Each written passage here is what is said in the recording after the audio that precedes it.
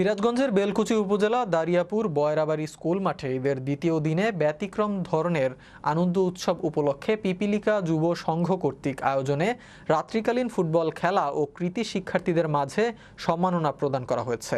এ সময় অনুষ্ঠানের শুরুতে সম্মানিত অতিথিদের সম্মাননা স্মারক ক্রেস্ট প্রদান করা হয়। শুক্রবার সন্ধ্যায় 12 এপ্রিল আলহাজ মোহাম্মদ হাকিম সরকারের সভাপতিত্বে অনুষ্ঠানে বিশেষ অতিথি হিসেবে বক্তব্য রাখেন ডাক্তার মোহাম্মদ আলী আফতাব। সম্মানিত প্রধান অতিথি হিসেবে বক্তব্য রাখেন বীর মুক্তিযোদ্ধা গোলজার হোসেন সরকার, দরিয়াপুর কিন্ডারগার্টেনের প্রিন্সিপাল আলামিন হোসেন দীপু, জামশেদুর রহমান পলাশ সহ আরও অনেকে।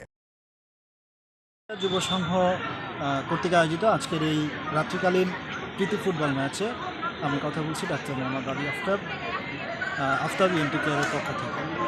সুপ্রিয় দর্শকবৃন্দ, আপনারা জানেন যে আজকে পবিত্র ঈদ উল ফিতরের পরের দিন দারিয়াপুর বয়রাবাড়ি স্কুল মাঠ প্রাঙ্গণে আজকে অনুষ্ঠিত হচ্ছে কৃতি শিক্ষার্থী সংবর্ধনা এবং রাত্রিকালীন প্রীতি ম্যাচ, ফুটবল প্রীতি ম্যাচ।